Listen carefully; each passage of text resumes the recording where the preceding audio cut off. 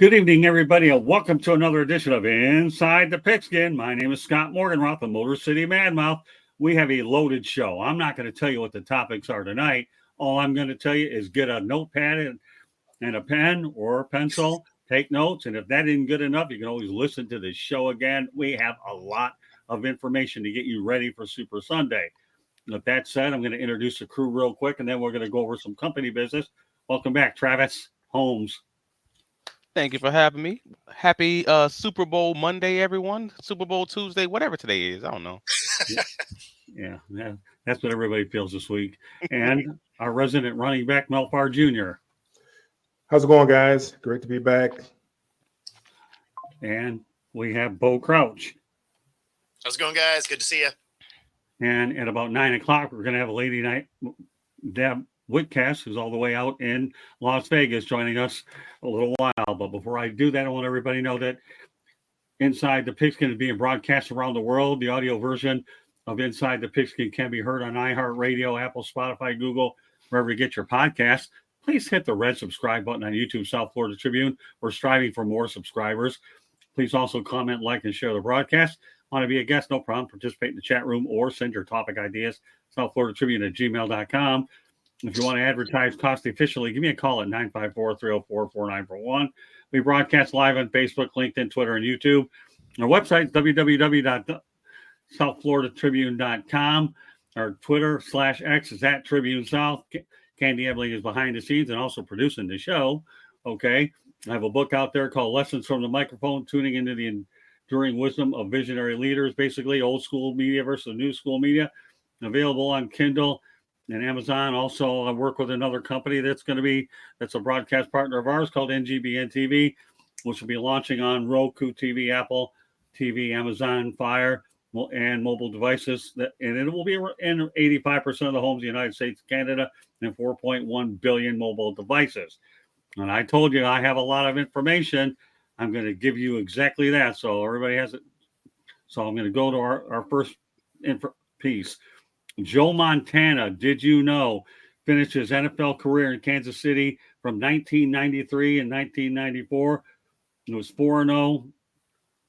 And he was 4-0 in Super Bowls, and had to wear number 19.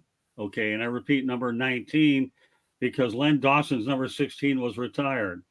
He was a sportscaster in Kansas City, and Patrick Mahomes has lost one Super Bowl, and that was the Tampa Bay. So I'll tell you what, I'd be curious to find out from you guys, since it is Super Bowl week, how many people on Radio Row, Bo, do you think really even knew that piece of information? And we're talking Radio Row because we're talking a different generation. Yeah, I would bet that they know most of Joe Montana's history, just because he's such a notable figure and what the greats are always measured up against. And I mean, everybody knows that he went to KC. That's when, Steve Young got his chance. And, one of the things that may get missed, if you didn't watch these things in real time, is that he took that team to the playoffs. So it's not like they were a bad unit. Like he actually played fairly well in KC before he hung it up. Okay. What do you think, Travis? How many people on Radio Row knew much about Joe Montana, let alone where he ended his career? I mean, that's a rough one. Because I would say anyone who was born in the 90s would probably not be aware of that unless you are truly if you're truly a football historian, maybe you picked up on something like that other than just looking at the highlights. But yeah, for most guys, covering that's generational at that point. So I would say probably not as many guys as you would hope or think, unless they specifically covered the team or they just again, they're some of those older guys who maybe saw it happen. That's why we talk about it, because it is generational, Travis. Okay. Mel, obviously we're old enough to remember, aren't we? Well, yeah, I mean, I played against him, so yeah, I certainly old enough to remember. He kept me from going to a Super Bowl back in 1989 when we played them in the NFC Championship game. Him and Jerry Rice, Roger Craig, Tom Rathman, Ronnie Lott, whole bunch of folks, man. Yeah. But if you're on Radio Row, you should have an idea of the history of the league, and his name has come up a little bit as of late. In particular, when you're talking about Brock Purdy and some of the things that he's been doing, and being, or even I should say, even Patrick Mahomes and what he's been doing, because obviously, there's Tom Brady, he's the GOAT, he's up there on Mount Rushmore, and then after that, who is it? Well, it's probably Joe Montana, and yeah, it's been a while since he's played, but he's had some commercials, and people have had an opportunity to Google him and see who he is. People probably think he finished out his career at Kansas City, but that's not what happened. Yeah, he did end up going to the Chiefs and playing there for a little while, and still playing well. He still had a little tread left on the tire, but it was that time for them to make a decision and to go with Steve Young at that particular time, a younger guy. They knew at some point in time they're going to have to transition away from him. So, they kind of did it a year or two early and turned the reins over to Steve Young. But probably, I would think that the vast majority of them know. If they don't know, they should know. And if they don't know, shame on them. Especially if you're on Radio Row, right? Exactly. Well, I mean, you say Radio Row, though. Radio Row for the Super Bowl is not. You should know. Radio Row than most people would realize for the Super Bowl. Like, you're probably talking legitimately, and I'm probably underscoring it. You're probably at 500 like radio personalities in that area. Like, that's, I don't know. I can give someone a pass if that makes sense that way. So the little 11-year-old kid, I could give him a pass. The 11-year-old kid that's been interviewing folks, I'll give him a pass. Sure. The thing that's funny is he probably actually knows more than some of these other dudes. Probably does. Yeah, he probably does. But no, honestly, if you are on Radio Row, you should know who Joe Montana, Jerry Rice, you're at Radio Row for the Super Bowl. Who showed out in the Super Bowl like almost as much as Brady? Joe Montana. I mean, his former team, both of his former teams are in the mix. I mean, you gotta come on. I got you. You gotta know who that dude is. If it was somebody kind of obscure, sure, I'm with it. But you're talking about what's lauded as one of the best, if not the best quarterback, either ahead or just behind Brady all time. I feel like if you have ever watched football, you've seen clips of Joe Montana. No, I got you. Well, let me tell you, here's a little sidebar note. He won his first Super Bowl over in Pontiac Silverdome against the Cincinnati Bengals. And what many of us know, yeah, he did. I remember Super Bowl 16. I didn't get there. Yeah, I was there. I was too young, but he won it over there. In a folding chair. Yeah, let me tell you what. Remember the catch by Dwight Clark that elevated him to the Super Bowl. But yeah, one would think that people on Radio Row should know, but nowadays, I'm talking without having to cheat on Google and their cell phones, but I'm not sure what this generation does know or they don't know. But, I've dealt with this on many sports, and I find myself puzzled with every answer. All right, let's continue on. Joe Montana has 16 playoff wins. He ranks second behind Tom Brady with 35, and Patrick Mahomes has 14. He might get 15. So, I mean, he won't break that. He won't get past them this year, but I guess the question is, Travis, is he going to get one closer this year?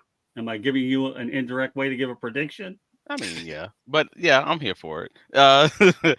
Yeah, I have to believe that Mahomes is going to win this year, and it's weird to say because from day one I always said this is going to be a Baltimore Ravens San Francisco championship, and I'm disappointed that that's not what we got to see. But at the same time, it's hard to vote against Pat Mahomes because they just keep doing it. It's unfair, but frankly, it's two teams that just keep getting away with doing stuff that they shouldn't be able to get away with, right? And that's the Chiefs versus the 49ers. So if I'm going to vote for the guys who continue defying odds, I'm going to go with the guy who's has a pretty recent history of doing that, and that's I gotta vote for the mutant. Pat Mahomes is gonna win somehow, some way. All right, I'll pose the same question to Mel, and then Bo gets it. I don't know if I want to go out on a limb or not. We'll see. Yeah, I mean, I guess that's who I'm rooting for. I really don't have a dog in this fight, but I mean, if I was put a gun to my head and say, hey, choose one, that's who I would choose, because I certainly can't choose the 49ers.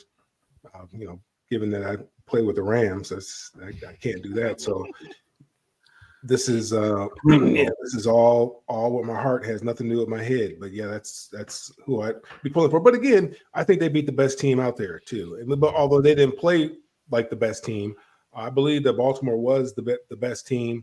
For whatever reason, they didn't show up in the championship game. But you just look at them. I mean, they're very balanced. Their defense is probably better this year than it has been in any other year. They're running the ball very well with Pacheco. I think the only weakness they have is the wide receivers. They have Travis Kelce, who can help out a bunch there, but their wide receivers have been a little bit shaky this year. But yeah, I definitely think that they'll win this. All right, Bo. Yeah, I mean, if as long as Tony's still hurt, I think they have a better shot. But just I'll shoot that stray out there. No, I do think the Niners can win this game. Now, as a Hawks fan, I hope that doesn't happen. I don't want them hanging a banner on us. But at the same time, I'm actually leaning towards the Niners. I think they're a more complete team. They have a good defense. They have more weapons on offense, clearly. So obviously Mahomes is that question mark because he can make anything happen. So if Purdy can be mistake-free, the Niners can win. If he throws a pick or two, it's a wrap. I got a good stat on Purdy that I'll get to in a little while. I almost feel like I have to go with the Niners too, because if you're a Detroit Lions fan, you want to lose to the eventual champion. So isn't that the way it usually is? You want to lose to the eventual champ, but we'll take it for what it's worth. All right, now I have a really good fact here that I really like. Lowest drafted Super Bowl starting quarterbacks among quarterbacks selected in the NFL draft. Well, we might as well start off with Mr. Purdy, who was in 2022, number 262. There's a name that a lot of people might talk about. It would be Brad Johnson of Tampa. In 1992, he was number 227. And Dolphin fans will probably remember this. And I actually saw him play years ago. There's a guy by the name of David Woodley back in 1980, who was the 214th pick overall. In Minnesota, before many of our time, you had Joe Cap in 1959. That was really before my time, at 209. And one Candy Ebling's all too familiar with is bartstarr, but 1956 at number 200. And yes, last but not least, Tom Brady in 2000 at 199. All right. Well, with that said, I'll let you guys run wild on this one. What are your thoughts about this group? Bo, we'll start with you.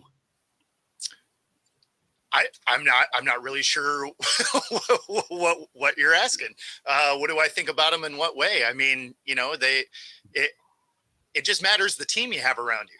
It doesn't matter where you're drafted. I personally, I always laugh when people are like, oh, this is a game manager. I don't see that as a bad thing. I want someone that works within a system and makes their teammates better. I don't need my quarterback out there playing hero ball, because unfortunately, it may win you a lot of games, doesn't generally win you a lot of championships. So if you're a later round competent quarterback, I'm not mad at that at all. Well, that's a really great answer. I really liked it. You didn't know where I was coming from, but you ended up spitting out something I was thinking about. So you're there. You're right there, Bo. All right, Travis, I probably confused you a little bit, but I'm sure you'll dig your way out of it. So go ahead. Take a crack at it. Hey, man, if I'm good at one thing, it's talking. Let's go. No, I mean, at the end of the day, yeah, it's a great group of guys, and I guess it shows you that it's very, very, very hard to win a Super Bowl. Like, let's just start there. It's hard to win a Super Bowl if you're some of the highest drafted guys, but for the low guys, I mean, you're going to have a handful of guys that's there because they probably don't have, they probably have to have a complete team around them. If you're a lower guy, like you need that supporting cast, but you're probably not that mutant like a Pat Mahomes, I don't know, Josh Allen, et cetera, and well, or you have a generational coach and you just happen to be also generational, like Tom Brady and Bill Belichick. I don't know. But for the most part, like, yeah, you're right. You got Brock Purdy, you got, the Tom Brady, you got the other guy, bartstarr, I believe you named. Right. Yeah, and outside of those guys, I mean, you're not talking. There's barely any undrafted free agent, like undrafted quarterbacks who's ever won a Super Bowl other than Kurt Warner, I guess. And I think no, and Jake Delhomme, but he never even won one. So yeah, you're talking. Right. There are no other even undrafted quarterbacks who have won Super Bowls, as far as I'm concerned. So yeah, that's a very impressive list, but it's also a kudos to their GMs, kudos to their coaches, because they put a complete team around them. I like that answer too. All right, Mel. Yeah, I think Travis brought up a great point when you talked about Kurt Warner and not being drafted. Look, all this stuff here is for the media. The draft is not an exact science. It's very subjective. Now the guy's got an opportunity. That's all he wanted was an opportunity. I mean, Tony Romo was undrafted. Like you said, Kurt Warner, he was bagging groceries. He was playing in the Arena Football League, and he was bagging groceries when they found him. It's not an exact science. Sometimes some guys just need a chance. Sometimes they don't perform well in those combine type settings. But you get them out there in the football field and they can ball out. And you're seeing that with Brock Purdy. I mean, like I said, I watched the guy play for 4 years over at Iowa State, and he's played a lot of football, played a lot of big time games in a big time conference. He's played big time football, so he's got a lot of reps. So he's seen a lot. And all that time, he's gotten a lot of reps, whether it be in practice, also in the games. He's gotten a lot of reps. So he's got a good feel for the game. He's very comfortable out there playing the game. So, like I said, I mean, I'm tired of hearing it, to be honest with you. They're going to forever. He's still having to prove that he can play or that he is that guy because of where he was drafted. If you're a first round draft pick, they're going to give you all the opportunity, all the chances in the world to prove that you can't play. So every time everybody's looking for something, a chink in his armor to say, see, I told you, that's why he was drafted. That's why he was Mr. Irrelevant. Now, because he can't do this, he can't do that. Hey, the guy can play. The guy can play football. I'm tired of the narrative. I hope eventually they get away from it. They got away from it with Tom Brady eventually. I hope they get away from this narrative. The guy can just flat out play. Now, he is in a good system. He's very fortunate for where he was drafted, the team that drafted him, because they're very good as far as developing quarterbacks and also not putting a lot of pressure on their quarterbacks because they have a running game as well. And they put a good defense, surrounded with good defense. So he has some playmakers. All he has to do is be a point guard and just distribute the ball. That's all he's got to do. And he's doing that at an extremely high level. You know what this list tells me? Everybody's making too big of a deal over drafting a quarterback in the first round. That's what they are. Everybody, they're all searching for gold. But if your personnel, your scouts are doing their job, you can find them elsewhere. We talked about Joe Montana, right? Wasn't drafted in the first round, too. Third round pick out of Notre Dame for San Francisco. Boy, was he mad. I got passed up in 2 rounds. How did that work out? 4 Super Bowls, right? So for all these draft experts that are wondering, you're going to have your franchise quarterback in the first round. And of course, if we want to repeat this drill over and over, like a lot of teams do every few years, whether you're the New York Jets, the Chicago Bears, and all of these other teams that can't get it right the first time, let's try again. If that doesn't work, we'll try it again. We need another quarterback. Guess what? I'll tell you what, the first round doesn't mean anything. All it is good theater. Of course, I probably better know. I'll be going to Detroit in a couple months and seeing it firsthand. And then we'll really see all these boos and whatever you want to call it. So you can get your quarterback at any darn round you want, and they're going to win you championships. And that's why I brought this list up. How many championships are on this list? Didn't even need to do the count. All I had to do was look at the different names on there, whether they're game managers, whether they're guys that can throw the football and are dominating quarterbacks. It doesn't matter if you win ugly or you win pretty, or maybe in the 49ers case, Purdy. Okay, I had to throw that. Sorry, guys. It's at least that's a little bit better than my Lions song last week when they lost, about the not an win. No, we won't go back to that one again. But it doesn't matter. That's as long as you win a Super Bowl, okay, it doesn't matter where you're drafted, because ultimately the talent comes out. Game manager, who cares? If you're a superstar, Russell Wilson, another example of that, right? Not drafted in the first round. He's had a pretty good, solid career as well. And the list goes on and on. That's So why for I me, brought this so in here. for me, it feels more like you're just saying you should always be drafting a quarterback. That's more what I'm hearing is if you have a third round or fourth round quarterback option that's out there, you should be drafting a quarterback once every 2 years or something like that, just to have another guy because you might hit gold.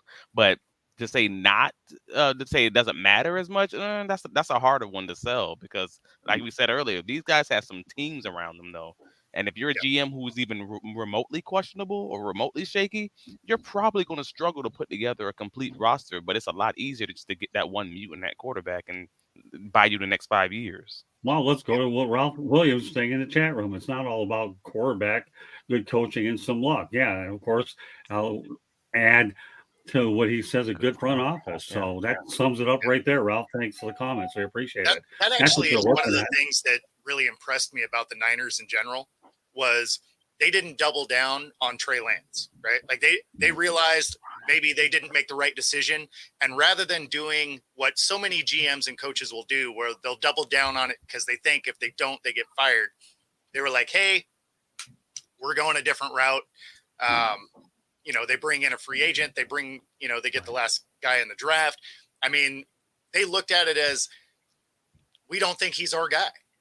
And he can't stay on the field, so we don't even know if he could be the guy. And, so I have a lot of respect for the fact that front office pivoted away from everything they gave up to go get Trey Lance. They're just like, hey, we messed up. Let's move forward. And, that's not something you see enough in the league, actually. You must be a Seahawks fan. Yeah, you must be a Seahawks fan because that's something you guys were known for when you had your Legion of Boom. Like that was something that I used to always respect the Seahawks for because I was like, dude, they are getting off this exposure in 2 years. They are religiously like, either you're the guy or you're not, and they're ready to get off before you even finish the contract. Yeah, always compete, man. Like it's honestly, that's how Russell Wilson got the deal, right? Like he wasn't supposed to be the guy. They drafted him, but they had actually signed another quarterback for money that never took a snap. Well, the reality is this. Well, what you're saying is 100% right. Okay. The 49ers made a mistake and they owned it, period. Mm-hmm. And as a result, Trey Lance, I still think Trey Lance could be a solid NFL quarterback, maybe with Dallas. You never know. They're giving him an opportunity to sit behind Dak, play with the clipboard. But right now, Brock Purdy is the man of the hour. All I'm going to do with this next one is simply mention a fact. And if anybody wants to talk about it, fine. If they don't. But Kansas City and San Francisco, in this past decade, in the 2014 World Series, the Giants beat the Royals.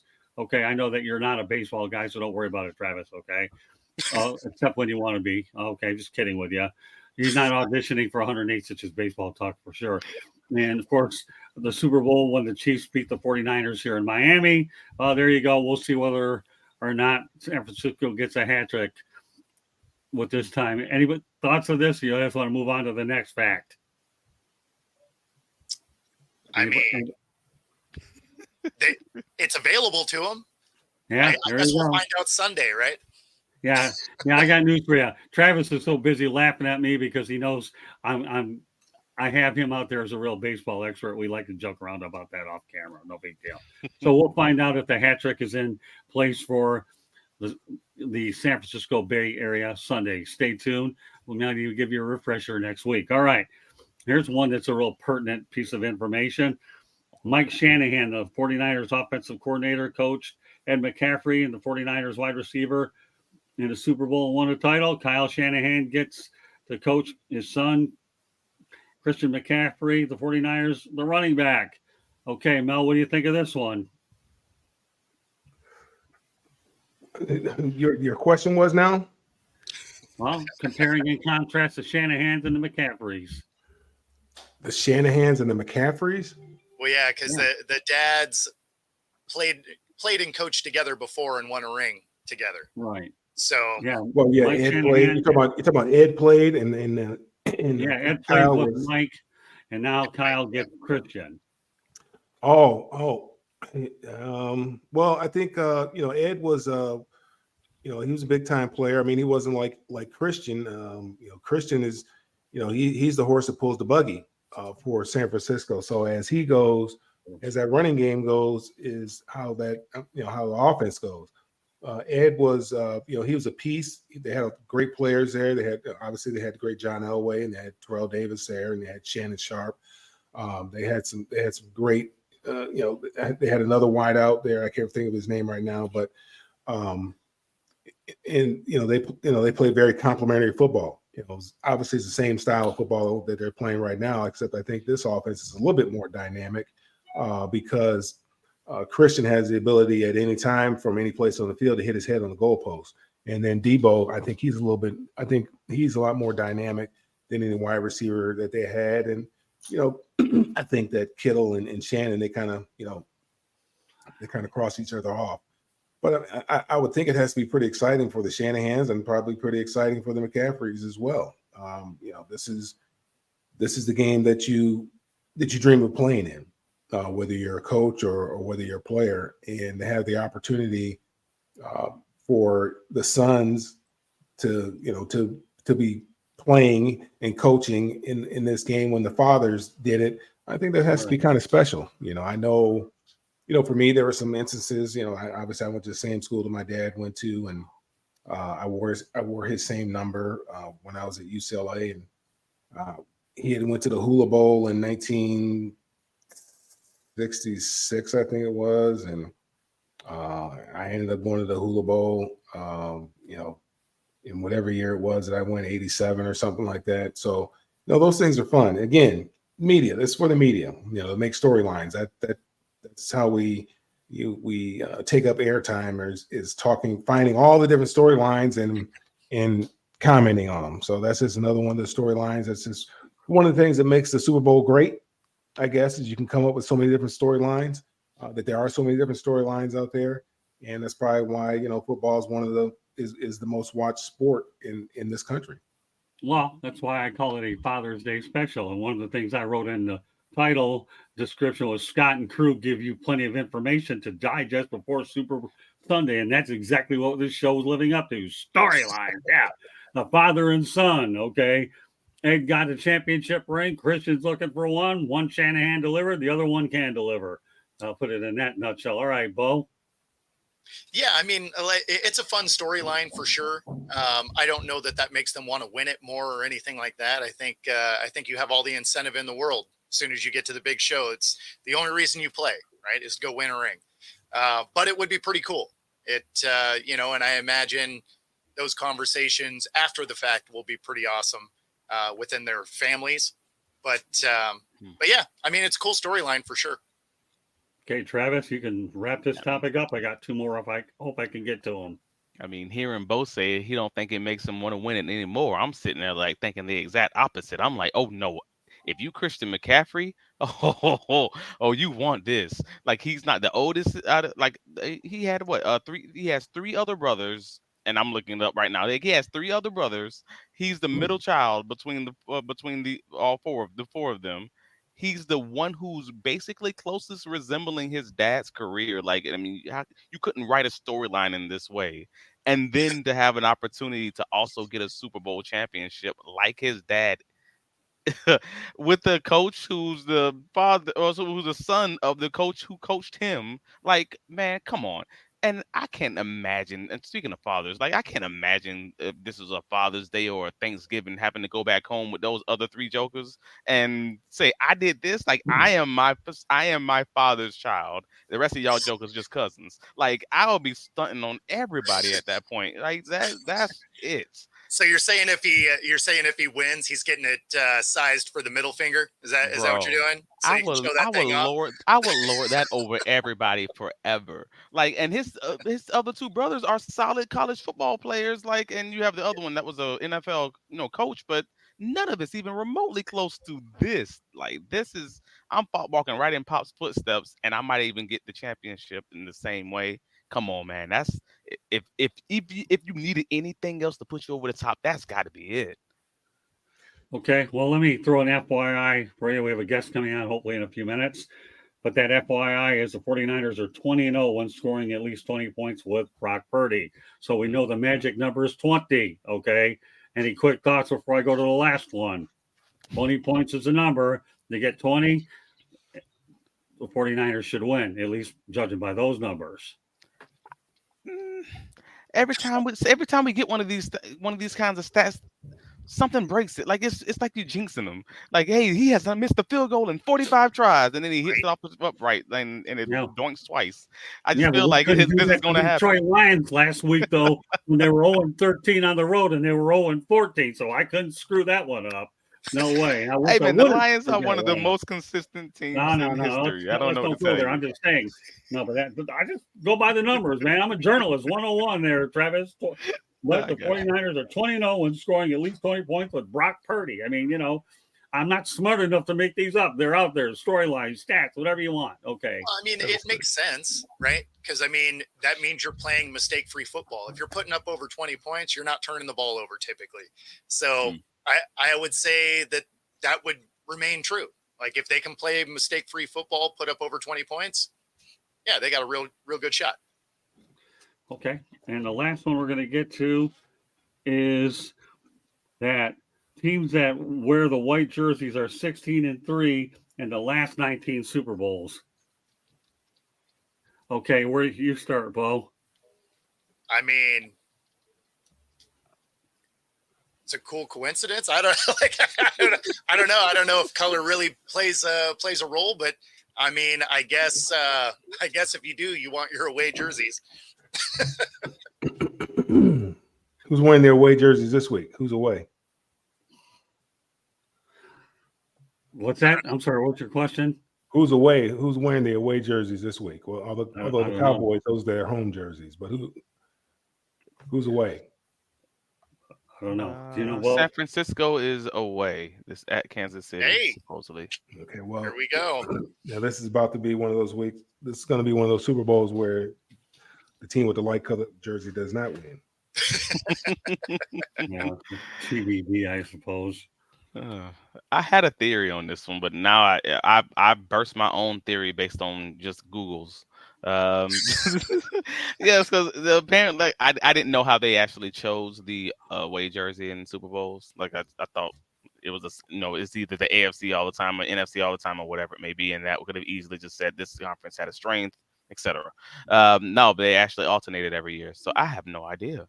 Like that's just one of those wild, like Bo said, that's just one of those wild coincidences. I'm not even sure what to make of it. Is the team wearing the jerseys, wearing the colored uniforms hotter, and is that causing some effect? I have no idea. I mean, they play indoors, right? Generally, no. It's a Super Bowl. They got an hour and a half halftime. Maybe something going on there. I don't know. The Chiefs could be the home team, and they could elect to wear their whites, couldn't they? Or does the visiting team get to choose? Ooh. Yeah, I think the home team gets to choose their jersey. So I mean, they could elect for it, I guess. Yeah, it makes you wonder a little bit when you get these numbers. Do these teams and these coaches actually look at these numbers so they decide? Somebody's not getting enough sleep. Somebody's doing they're digging far too into this. It's just too deep into this because that has nothing to do with anything. Yeah, I mean, we know the Cowboys wear their light jerseys because it's hot in Dallas, and they want the other team to have the dark jerseys on, so they'll be hotter. Because we know that the white kind of deflects heat, and the dark colored jerseys kind of attract it. But I don't think there's any issue with that in the Super Bowls. Generally, it's indoors, and weather has been all that great for quite a few of them. So I just think somebody just has way too much time in their hand, just trying to find way too many storylines. The team who turns the ball over the least and the team who dominates the line of scrimmage and then ultimately puts up the most points is the one that's going to win. Well, we have our new storyline that just entered the studio. And I want to welcome Deb Whitcoss. Welcome to the show, Deb. Thanks for doing this for us. We appreciate it. Of course. Thank you so much for the invite. Oh, anytime. Don't worry, Deb. We're always looking for talented announcers like you. So hopefully this will be an opportunity to feel us out. We'd love to bring you back on again. So of course. We're glad to have you. So first, Deb, why don't you let everybody know a little bit about Deb Whitcoss, the podcast that you have, and your background in the media, and then we'll just break you in a little bit easy. Okay. I can do the hard stuff too. So hi, everybody. My name is Deb. Pretty mad mouth here. Okay, go ahead, Deb. What was that? Go ahead. Motor City Mad Mouth, Deb. You're on the big show. Here we go. Let's go. Guys, my name's Deb Woodgust. I'm actually a 2-time Emmy-winning producer, as well as a sports reporter. So I do both. I'm crazy. My father played for the MLB, played for the minors. So I basically grew up in a stadium. So that's kind of where I feel my best. And yeah, I'm here at Super Bowl. I'm here with the Los Angeles Football Network, Skyboat Media, and I also have my own podcast with Nikki Gist. She covers the Giants. It's called The Blonde Blitz. And yeah, we just got back from Radio Row and looking to go to the media party this evening. Well, you know, Deb, I've been to 4 Super Bowls, and I know the experience. I never went to a lot of the parties, but I did a lot of things during the day with everything I had. I remember my first one was with John Elway, and my last one in Miami that I've gone to was watching the New Orleans Saints beat the Indianapolis Colts, and then I saw the one in Jacksonville where New England ended up winning over Philadelphia. The Terrell Owens played unbelievable. Yeah. Despite that. Yeah, we won't talk about that one. Oh, no, I know. We won't do that. We finally won one. I'm an Eagles fan, so. Oh, no, I can hardly tell. And then the other one, though, was the Pittsburgh Steelers beating the Arizona Cardinals. So, yeah. So I know what an exciting experience for you it is. So, yep. You know, so with that said, I mean, I think it's just unbelievable that you're there. You know, Radio Row is certainly a great place, and I know you're probably making more contacts than you know what to do with. I hope you have a purse big enough to go ahead and hold all those cars, or nowadays do they just trust me, I do. I have a whole backpack. People are like, you're going around crazy with the backpack. It's so heavy. I carry everything but the kitchen sink in there. But yeah. Or does it carry you? I'm just kidding. I mean, it probably does, to be honest. And that's a compliment, by the way. So, all right, you've been there a couple of days now. What are your thoughts about what you can expect on Sunday? Have you gotten any idea in your mind about any vibes with the coaches, the players? Sure.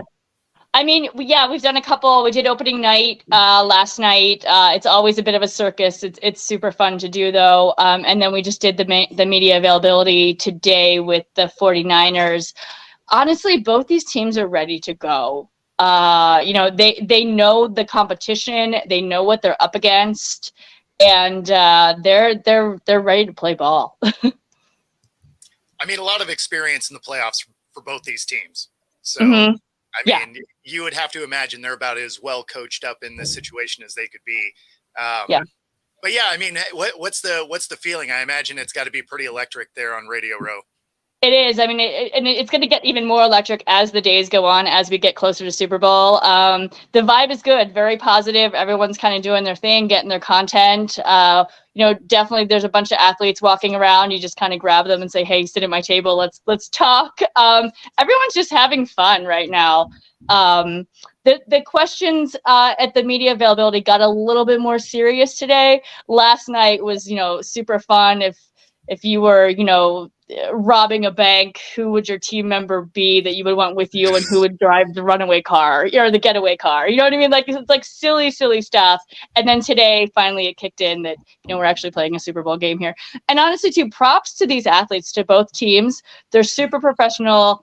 You know, obviously they're athletes, so they're media trained, but they're also playing a huge game. You know what I mean? And they're sitting there talking with the media, you know, at least once or twice a day. And, you know, as media, we kind of forget, there's actually a game coming up, you know? So, Deb, it's one thing to play a huge game, but it's another to play a huge game in Las Vegas. Yeah. I mean, you know, as if there isn't enough to do with any other town. Now you got, obviously, they always say New York City's a city that never sleeps. Well, Vegas doesn't either. I remember years ago, when I used to travel over the holidays on Christmas Day, you know, you can get hotel rooms. All you need to do is either go to Reno, Las Vegas, or New York. And I never went to New York. So what's it like to see the Super Bowl in Las Vegas, where many years ago gambling was outlawed, and now it's come full circle in Vegas itself? It's wild, and I think we haven't quite got the full impact of it yet. It was great when we were driving down the 15. There's Allegiant Stadium all lit up in red, red and purple. It's cool. This is my fourth or fifth Super Bowl. And yeah, I mean, Vegas is, I mean, it's just such a party town, and this is like the biggest game, and you know, I don't want to say a party game, obviously, but you know, it's just such a big game. It's a cool, but the vibe's very cool. It's raining though, which kind of sucks, to be honest. So it's a little bit of a shit show, like driving all around Vegas. But and the players are staying out in Henderson, so you kind of have to drive, or you take the media shuttle. But I'm looking forward to no more rain. It's been raining in LA. We drove here in the rain, and it's still raining. So like rain needs to go away before Sunday.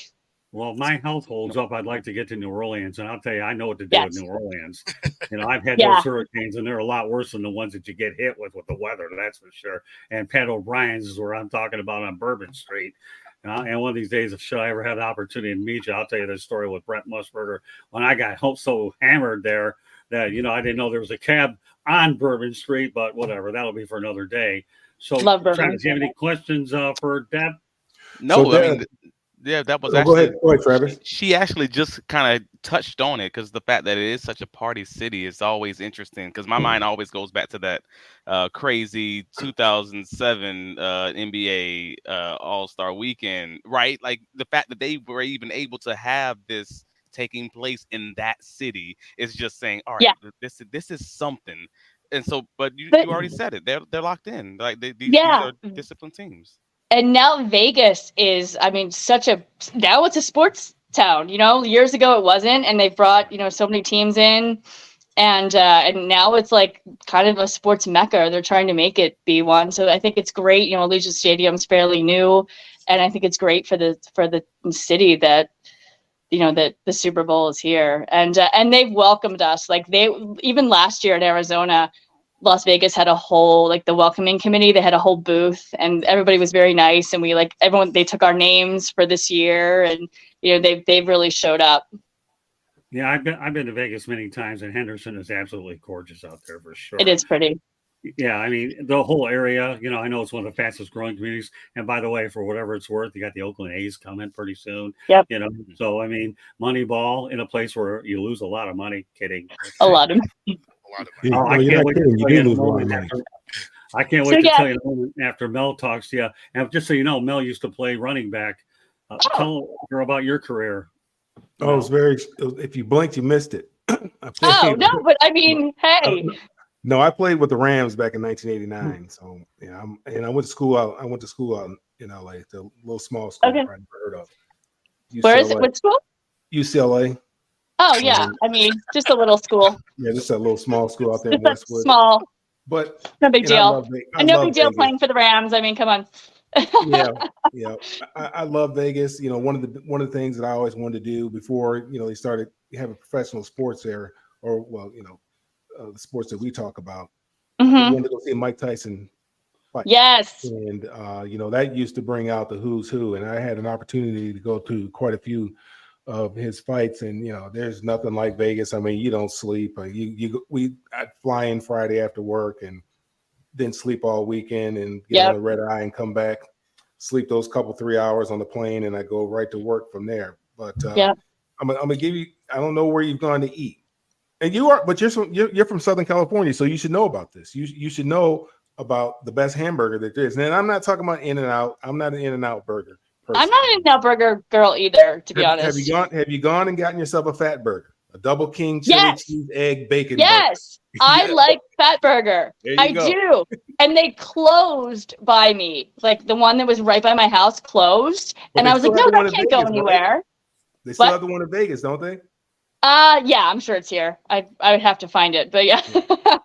But there was a fat burger in right by my house, and then we used to go there all the time because one of my friends, she's a native of LA, she was like, you have to try this, and and so she took me there, and I was like, okay, this is dangerous that it's so close to my house, and then they closed. So really?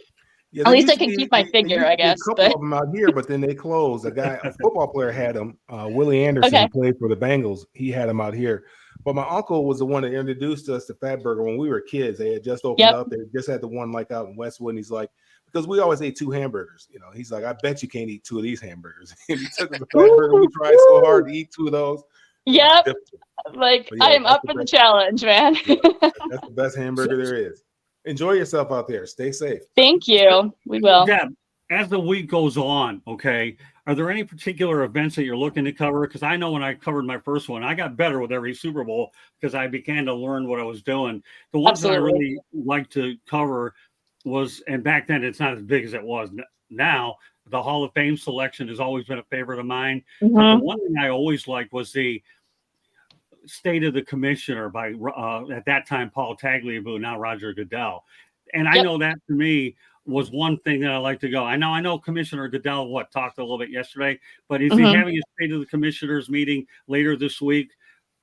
Or have I'm actually not sure about that. I wasn't planning on going to something like to that in particular, but I have a full slate of, and last year, and I've learned as I've done the Super Bowls too, is last year I overbooked myself and I was like, okay, let's take this hour. I'm going to every 15 minutes, I'm going to change places and try to do all of this stuff because I always try to do way too much. Right. And I feel like I let some people down and because I didn't show and people came back to me. They're like, we're really looking forward to seeing you. And I was like, oh my God, I just got sidetracked at another place.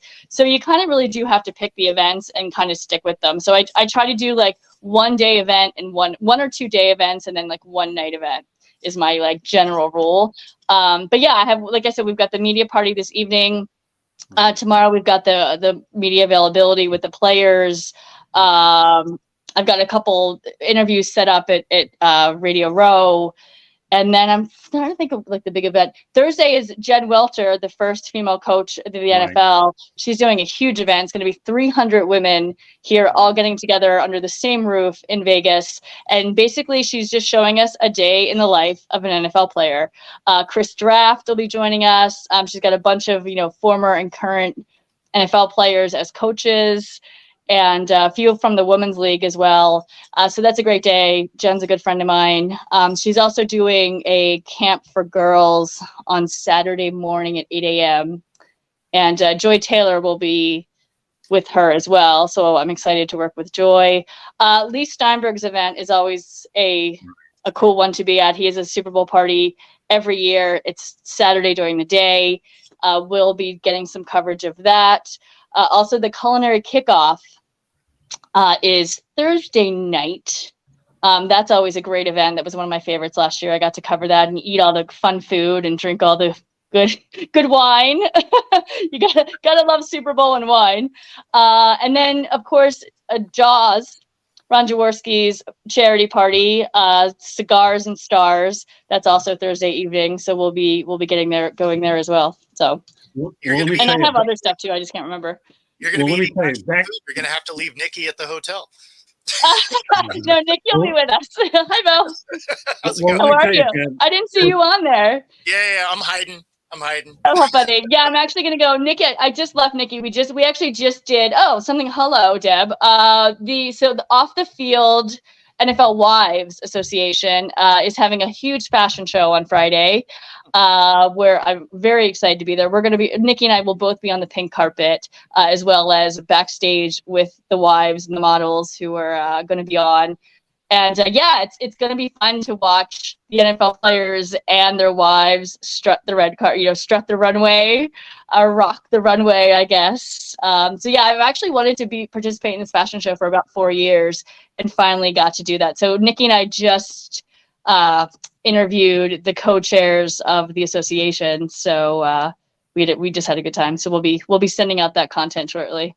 So Deb, let me tell you, when I was at Super Bowl 33, I had two of the greatest people that lectured me like you wouldn't believe. They got lectured and they let me have it. But I'm thankful that they did. Many years ago, Mike Murray, who was the director of public relations of the Detroit Lions, knows who I'm all about. And another guy, you may have heard the name. He's a Packers historian, Lee Remmel. You ever heard of the name? Mm-hmm. I have heard of his name. Mm-hmm. Yeah, we were close. And when I got in there, they saw me and they looked at me. Okay, we need to have a talk with you. One took me over. The other one took me over. Listen, you've earned the right to be here. Calm down. Both of them sat me and lectured me separately and just sit back. They took the thing over there. They showed me, relax. You've earned the right to be here. Have a good time. And once I got lectured very nicely and hard, I learned. And then at that point, the other ones would proceed to be pretty good. And I always used to like for Hunt to interviews out in the hallways. I remember Congressman Jack Kemp gave me one in Jacksonville. It was unbelievable. So, all right. So I want to learn a bit about your podcast. I know you've been kind enough to spend some of your time tonight. How much more time do you have? You have a couple more minutes, or when do you gotta go? A couple more minutes. Yeah, like 5 more minutes is cool. So yeah. Then why don't you let everybody know out there about your podcast? Absolutely. So Nikki Gist and I have a podcast called The Blonde Blitz, and we cover the entire league. We go live every Wednesday night at 8 p.m. We're on our own YouTube channel, The Blonde Blitz, as well as TSS Fantasy. So you can find us there. And we're after Super Bowl, we'll kind of do a wrap up of Super Bowl, but then we're going to be on the rest of the season too, because I'll be at Combine, I'll be at the draft, and then we're meeting a ton of people here, and we're going to be doing a lot of interviews in the off season. So check us out for current NFL players, former NFL players, coaches, players' wives, girlfriends. Like we plan to cover it all. Nikki and I just love football, so you're going to be at the NFL draft. That's my hometown of Detroit. Maybe that's an opportunity for us to meet. I'm definitely looking forward. And just so you know, that you have an open invite, Deb, eventually when we can work it out, to come on my show called the Motor City Mad Mouse Show. So I'll give you ample notice to come on there. It'll be an in-depth one-on-one interview with you and I. Bo, tell her what it was like when I had you on last week. Yeah, no, I mean, it was pretty simple, right? It's just a simple conversation, kind of going over how it is you got into it, and how you got where you are. So cool, right? I can do that. and if you're going to be over at the NFL draft, okay, in my hometown, it'll be great. We'll have an opportunity. Maybe we'll do some stuff together or whatever. But sure, it'll be, I'm looking forward to the always draft. up to collab. What's that? Always up to collab. I've covered the draft from a lot of different ways too. I've actually covered it with the Detroit Lions many years ago at the Pontiac Silverdome, covered it with the Jacksonville Jaguars. And when I first broke into the business, I covered it when Don Shula was there. So I've seen it from a lot of different ways. All right. So, goodness. So, but man, dropping some good names there. Oh yeah. Well, when you show the age, 44 years in the business is probably older than a lot of people that are over at the Super Bowl. I'm not trying to divulge the age card or anything, but let's face the reality is there could be, I'm sure there's a melting pot of different ages, the old, the new, and whatever. Yeah, no, it's a lot of people. Yeah. And opening night, all the fans were great. It was very electric inside Allegiant Stadium. It was cool to be down on the field too, I have to say. So not the actual field. It was a big field, but yeah. so how could I ever let you leave this show, Deb? I gotta go. That's right. I need a prediction. You're down there having fun. I know. Gotta go. Gotta get ready to get this media party. I've been looking forward to it all year. So all I need is a prediction, and then is that okay? Oh, woo! Yeah, no, absolutely. And you know what? This is the first time. This is the first actual time I've been actually asked for a prediction. You know what? I want San Fran to win. I think they're the most balanced team. I'm not sure how. I mean, I know how KC is where they are because it's Kansas City and it's Patrick Mahomes and Rice stepped up. But their wide receiver core kind of definitely slacked during the season, but that doesn't matter. They stepped up at the right time. It's so hard for me to make a prediction. You know what? I hate to say this. I think Kansas City is going to win. I think they're going to get 2 in a row. I'm going to go Kansas City 31. I don't know if I want to go that high. I think they can hold them. I think San Fran can hold them. Sorry, I'm so wishy-washy. I'm going to go 21-20 Kansas City. Very good. And lastly, you want to let everybody know how they get a hold of you real quick. I know you got to run. And by the way, thanks for joining us tonight here. Of course. And Inside the Pigskin. Let everybody know how they get to reach you. I'm at Sport Report Deb on IG and Twitter and pretty much everything. So at Sport Report Deb, and then also the Blonde Blitz on YouTube. Also on the Blonde Blitz Pod, or it's Blonde Blitz Pod on IG. And that's where you can find me. Well, hopefully you gain some more people here. But meanwhile, Deb, thanks a lot for joining us tonight, and we'll be in touch. We appreciate everything tonight. God bless for having me in Detroit. Okay, that'll be great. Yes, let's do it. See you guys soon. Happy Super Bowl. Thank you. Bye-bye. Bye. There you have it, Deb. So, all right. So, as we get ready to wrap up the broadcast, Bo, what are your thoughts about our show in general? It was really great that I was able to find Deb on Instagram. I found a lot of different guests on different platforms, but Deb to me comes across as very sharp. She's been around a long time, and the fact that you're on her show, and I'm looking forward to having her doing more things with her. Any closing thoughts about what we spoke with? She's a real sweetheart. Yeah, no, Deb and Nikki are both great. They got a great show. They love football. They actually have a lot of knowledge about football, which is awesome. And again, Deb's a 2-time Emmy winner as a producer. So, I mean, she knows her stuff. So if you're watching, be sure to subscribe to their channel. They got some great content. Okay, now you get the Super Bowl prediction. Who is it? Oh, you want mine? Okay. So I still think the Niners can pull this off as long as they play some mistake-free football. I'm going to go with it's not going to be quite that close. I'm going to go with it's going to be 23-20. So I don't think it'll be a 1-point game, but I think it'll be a field goal game. And, obviously that can change if people are throwing picks. But, historically, Mahomes has thrown some interceptions in the Super Bowl. So I don't expect him to be perfect. And so as long as they're trading turnovers, I think the Niners can win. All right. Well, while you're at it, why don't you let everybody know how they get a hold of you? Yeah. So you can see me here on every Tuesday night. And of course, my channel at Football-Talk, all of the socials at Football Talk with Bo, and of course, Roku TV 5 days a week. Okay. All right, Mel, it's your turn. Super Bowl prediction. Let everybody know how they get a hold of you. I'm going with the Chiefs 24-17. You get a hold of me, all the social media at Melfar Jr.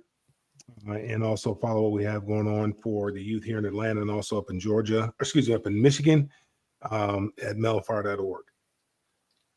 Okay, Travis, you're next. Prediction, how they reach you. Well, I'm going the Pat Mahomeses over the 49ers.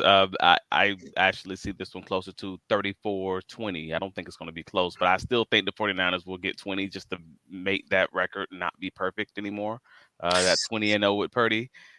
That's just one of those weird things, but I think they'll have some success running the ball like the Lions did originally to open that game. I like to just lighten some Purdy hate in there, right? hey, I mean, I think the book is still being written on Brock Purdy, and there's nothing wrong with that, especially in the second year. Well, is it his third year actually? I'm sorry. Sure. Yeah, second year, I think. Brock Purdy, but at the end of the day, he can either be, this incredible, like he can be Joe Flacco in his prime, or he could be, Johnny Manziel. And honestly, it just depends on the day. He can show up and throw 4 picks, or he can show up and actually be disciplined point guard. And I never know which one it's going to be. So Johnny based on football, that's some real hate. Hey man, I'm calling it what it is. I'm calling it what I see. So I'm going with that. And also you can find me on all the socials, Travis D. Holmes. That's my Twitter handle. That's on Instagram, all the socials. And you can find my writings covering the Jacksonville Jaguars on bigcatcountry.com. Also find me here at Inside the Pigskin on Tuesdays at wherever you catch your podcast at 8:30 p.m. And also the Duval Dive Jaguars podcast on Fridays, wherever you find your podcast. I'm going to go 33-27. Christian McCaffrey has a big game. That's all I'll say. Oh, 49ers. All right. Yeah, I'm going to go with 49ers. I've been consistent all the way. He has a big game. This guy here, he can run it, he can catch it, and he can bowl you over. All right. With that said, I'll just let everybody know one more time that Inside the Pigskin is being broadcast around the world. The audio version of Inside the Pigskin can be heard on iHeartRadio, Apple, Spotify, Google, wherever you get your podcast. Please hit the red subscribe button on YouTube, South Florida Tribune. We're striving for more subscribers. Please also comment, like, and share the broadcast. Want to be a guest? Great. Participate in the chat room. Feel free to chat there. That's why it gets you good stuff out there for you, kneecap biting. We appreciate your comments as well. So, again, send your topic ideas, southfloridatribune@gmail.com. If you want to advertise cost efficiently, give me a call at 954-304-4941. We broadcast live on Facebook, LinkedIn, Twitter, and YouTube. Our website's www.southfloridatribune.com, Twitter /X @Tribune South. Candy Ebling's behind the scenes, is also producing the show. I have a book out there called Lessons from the Microphone, Tuning into the Enduring Wisdom of Visionary Leaders. To make a long story short, old school media versus new school media, available on Kindle and Amazon. That does it for tonight. Here, we also want to thank Deb Whitcast for coming on the show, a real sweetheart, and I hope that you're subscribed and watch her. I'm looking forward to watching her shows as well, and more importantly, bringing her on as well. So on behalf of Deb, Melfar Jr., Bo Crouch, Travis Holmes, and we want to thank Coach John Bonamago all year for his help on the platform as well. This is Scott Morganroth. Thank you for joining us on this edition of Inside the Pigskin, and we will see you next week. Good night, everybody.